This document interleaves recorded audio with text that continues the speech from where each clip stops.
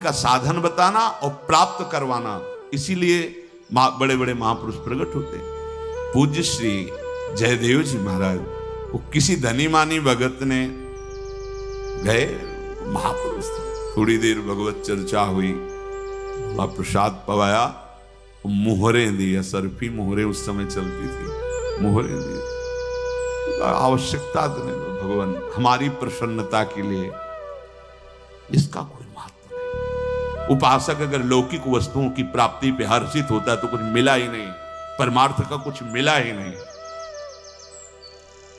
न द्वेष्टि, किसी से द्वेष क्यों होगा? तब होगा जब अनुकूलता की मांग होगी।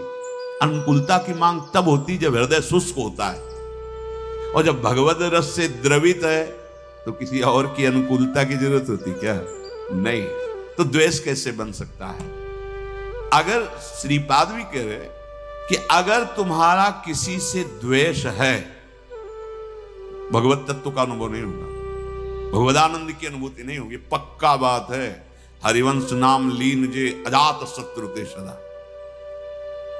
ऐसा थोड़ी है कि इससे निकलना नहीं पड़ता, निकलना पड़ता है उस जगह से जहां से तुम्हें गाली मिलेगी, निकलना पड़ता है। तुमसे द्वेष करने वाले सामने आएंगे, बेमतलब द्वेष करेंगे, तुम्हें वो दिखाना है भजन का प्रताप कि अब हे प्रभु, आप जो ये प्रश्नवाचक चिन्ह खड़ा कर दिए, इस रूप में आकर के हम आपसे द्वेष नहीं करेंगे। आप मारो, गाली दो, अपमान करो, हम आपके अंतर से चरण वंदना ही करेंगे, क्योंकि आप निकल गए। और अगर द्वेष कर लिए तो जहां माला में हाथ डाला तो पहले वही आएगा। रागात्मक द्वेषात्मक वृत्ति ये अंदर की, हम यहां की बात कहते हैं, यहाँ की। जैसे कोई कहता है कि आज तो सत्संग में हमारे मन की बात हुई। भैया, समष्टि मन भगवान की ही, तो जब भगवान में चित्त तो समस्त मन की बात आ जाती है। वो किसी के मन की बात नहीं पढ़ते संतजन, वो भगवान की, तो वो सबके मन की बात हो जाती है, क्योंकि जो जो उसमें तरंगें उठ रही हैं वो पूरी सृष्टि में है, हर मन में है, क्योंकि उसी ढांचे से मन की रचना हुई। तीन ही है, सतोगुण रजोगुण तमोगुण। तमोगुण होगा तो ऐसी तरंग, रजोगुण होगी तो ऐसी तरंग, सतोगुण होगी तो ऐसी तरंग। कभी भी किसी से भी द्वेष ना होने पाए, बचाओ, अपने आप को बचाओ। आपसे और सावधानी की बात कहते हैं, सामने वाले को आप प्रणाम करेंगे से, तो आपको लगे हम तो हाथ जोड़ रहे हैं, प्रणाम कर रहे हैं, मान दे रहे हैं। नहीं, तुम वो क्या कर रहा है मत देखना, तुम क्या कर रहे हो, बस इतनी बात देखनी। तुमने प्रणाम कर लिया, अब दोबारा उसके चेहरे की तरफ मत देखना। चेहरे की तरफ देखोगे तो फिर द्वेष हो जाएगा। हम तो नम्रता से प्रणाम कर रहे हैं, हाथ जोड़ रहे हैं, वो अपमान पे अपमान किए जा, हमें उसका कर्तव्य नहीं देखना, हमें अपना कर्तव्य, साधक अपना कर्तव्य केवल देखता है और निरपेक्ष हो जाता है। सबसे पहला शब्द है जिनके भगवान पीछे घूमते चरण रज लेने के लिए, निरपेक्षम। सबसे पहला निरपेक्षम मुनिम शांतम निर्वैरम समदर्शनम। निरपेक्षम, किसी की अपेक्षा नहीं। वो हमसे द्वेष कर रहा है, हमको बचाना है अपने आप को। क्या प्रभु कुछ भी कर लो, अब नहीं, आप ही सच्ची बात करें, हृदय जल रहा है उसकी बात से, लेकिन आपने ये भाव डाल दिया, ये ऐसा काम करेगा कि द्वेष होने ही नहीं देगा आपके हृदय में। ओ अगर आप ऐसे, भगवान ही तो सब में है, ऐसा देखा उसके चेहरे की भाव भंगिया कि आप तो प्रणाम कर रहे हो, आप फिर नहीं सह पाओगे, फिर ये पक्की बात हृदय की है। बहुत बचने की जरूरत है। ये अहंकार का फोड़ा बिना गुरुदेव के आप ऑपरेशन नहीं होता। एक बार ऑपरेशन हो गया तो इतने चतुर डॉक्टर हैं कि एक कण भी नहीं रहने देते कि दोबारा ये कैंसर न फैल जाए। नहीं तो भैया, हमने देखा है कि जब तक बिल्कुल पक्का सर्जन नहीं होगा तो ऑपरेशन तो होते छोटे मोटे, पर कण रह जाते हैं कैंसर के, और वो बगल से फिर वैसे ही। लेकिन चतुर जो सर्जन होते हैं वो नहीं रहने देते, कोई कण नहीं रहते। वो है सदगुरुदेव। हाँ, मिटिया मेट कर देते हैं इस देहाभिमान को। ये बिल्कुल समझो, यहाँ की छाती की बात कहते हैं, ये बहुत जहर है। इसीलिए कोई भगवदानंद की अनुभूति नहीं होने दे रहा, कोई आध्यात्मिक भूमिका नहीं जागृत होने दे रहा। यही भगवान के सामने कालिया फन नीचे थोड़ी कर रहा था, ऐसे ही कर रहा था। भगवान है पर फन दबा के चढ़ गए फन के ऊपर। जो फन ताता थे उनका तो नृत्य और उनका सारा का सारा अहम चूर। तो गुरुदेव का तो मनोरंजन हुआ अहम के साथ खेलने। पुराने खिलाड़ी है ना, हमारी दुर्दशा अहंकार की कर दी। ये अब हमारी शरण में आ गया, अब तुझे यहां से हटना होगा या बदलना होगा। अब इस हमारे जन को तुम माया में नहीं फंसा सकता। गुरुदेव पुराने योद्धा हैं, न जाने कितनी बार पछाड़ की है और हृदय को कितनों के निर्मल किया है। ये अहम बहुत बहुत विचित्र है और इसी अहम से द्वेष होता है। इसी अहम से जब हमें लगता है कि मैं साधुता से चल रहा हूं, मैं शास्त्र संयम से चल रहा हूं, और बार बार आप ऐसा व्यवहार करते हैं, तो फिर वो अहम असहनीय हो कर लेता है हृदय को, फिर वो प्रतिक्रिया में आ जाता है। सदगुरुदेव भगवान के वचन, अगर अहम नहीं तो प्रतिक्रिया कैसी? अगर प्रतिक्रिया है तो यही अहंकार का स्वरूप है। प्रतिक्रिया कैसे? फिर एक दिन बहुत करुणा में भर के कहा कि सबके वाहन हैं, किसी के गरुण वाहन है, मयूर वाहन है, नंदिकेश्वर हंस वाहन है, सबके।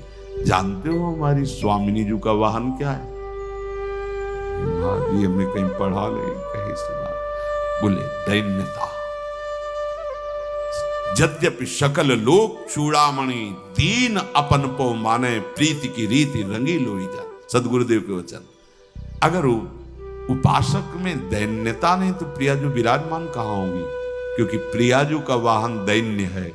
देखो, प्रिया प्रेम रस प्राप्त करने के लिए अखिल ब्रह्मांडों के ईश्वर भगवान श्री हरि कितने दैन्य हैं, कितने दैन्य हैं। यद्यपि सकल लोक चूड़ामणि, अखिल कोटि ब्रह्मांडों के स्वामी, दीन अपन पो मांगने, अपने को प्रियाजू के सामने कितना दीन। ये एकांतिक निकुंज की बात, बाहरी नहीं जान सकते। हरिराम व्यास जी देख रहे हैं कि प्रियाजू के सामने पीकदानी ले सरकार खड़े हैं अखिल ब्रह्मांडों।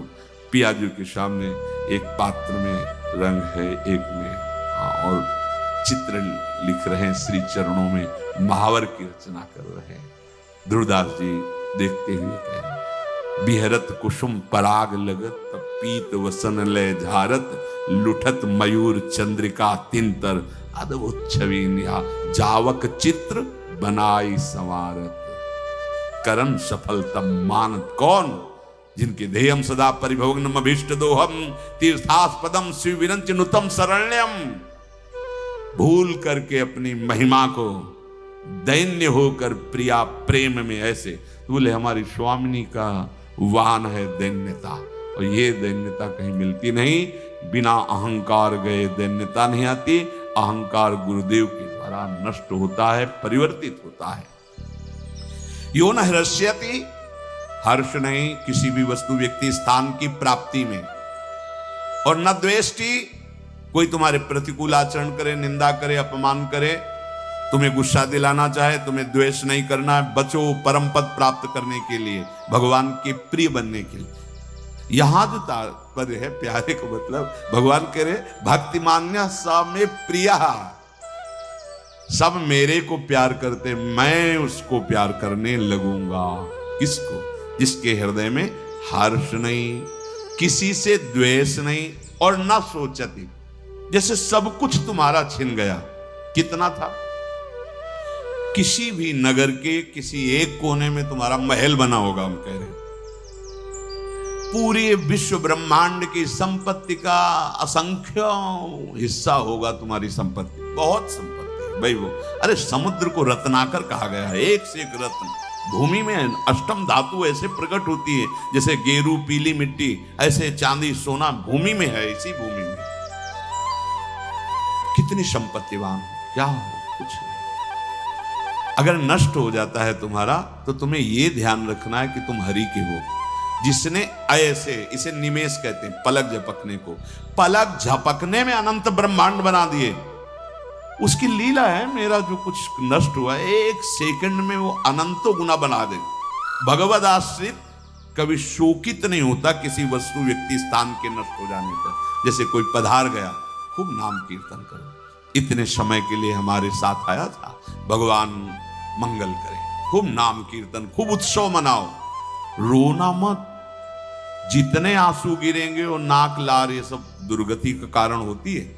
अगर आप पुत्र को प्यार करते हो, अपने परिवार को प्यार करते हो, वो पधारने जा रहा है तो बैठ के नाम कीर्तन करो, रोने की जरूरत नहीं है। मोह ग्रसित होकर आंसू मत बहाना, राधा राधा कीर्तन करो, मंगल करो उस जीव का जो तुम्हारा भाई बना था, तुम्हारा पुत्र बना था, तुम्हारी पत्नी बना था, तुम्हारा पति बना था, वो उतने ही समय के लिए आया। पर ये मोहाविष्ट जन हमको बहुत चाहते थे, जो कहते थे वो करते थे, अब कौन करेगा। इस बात के लिए रोना धोना होता है, प्यार तो होता ही नहीं, क्योंकि जो था उसको तो कभी जाना नहीं। तो बिन जाने न होए प्रतीति, बिना जाने विश्वास नहीं होता, बिन प्रतीति होए नहीं प्रीति। तो तुम्हारी प्रीति कहाँ थी? अपनी चाह की प्रीति के लिए रोना। तो हम सबसे प्रार्थना करते हैं, किसी का शरीर पूरा हो रहा हो तो हमारी बात प्रार्थना मान लेना, 4 बार राधा नाम चाहे सुनाओ जाके आसपास पड़ोस में। वो अगर शरीर है तो राधा राधा राधा राधा सुना रहे, अगर शरीर नहीं है तो जो राधा नाम उच्चारण किया उस जीवात्मा को दे दो, ये उसके लिए, उसका मंगल। रोने की कोई जरूरत नहीं। तो ना शोक नहीं, और भक्त के हृदय में न कांक्षति। अब हम क्यों चाह करें? हमारे प्रभु अल्पज्ञ हैं क्या कि हम कहें कि ऐसी व्यवस्था कर दो, ऐसी परिस्थिति कर दो, ऐसा। सच्ची कहते हैं, जिसकी जैसी परिस्थिति है वो भगवान के विधान से आई हुई है। आप उसी परिस्थिति में भजन कर लो, आपको कोई फेल नहीं कर सकता। यही जीव की दुर्दशा है। वो निकलने की चाहत सत्संग से पैदा हुई, सत्संग ने निकाला और सत्संग को ही छोड़ दिया। क्या हुआ फिर? फायदा क्या? वृंदावन बस के इतनो बड़ो सयान, जुगल चरण के भजन बिनु निमिष न दीजे दान। क्यों आए थे? कमाई तो वहां बढ़िया हो रही थी, यहां क्या कमाई है? ये तो प्रेमियों का देश है, यहां भजन कमाओ, प्रियालाल रूपी संपत्ति बढ़ाओ अपने हृदय में। तो न कांक्षति, कोई आकांक्षा भक्त न करे, अगर करे भी तो छूट दे दे हमारे प्रभु को। तो भगवान ने कहा है, अर्थार्थी आर्त जिज्ञासु ज्ञानी, मतलब आपको भक्त ही माना जाएगा, पर छूट दे दो कि प्रभु यदि मेरी मांग से आपका भजन ना रुके तो आप दे देना, अगर भजन रुके तो प्रभु मत देना, ये आपके ऊपर छोड़ दिया।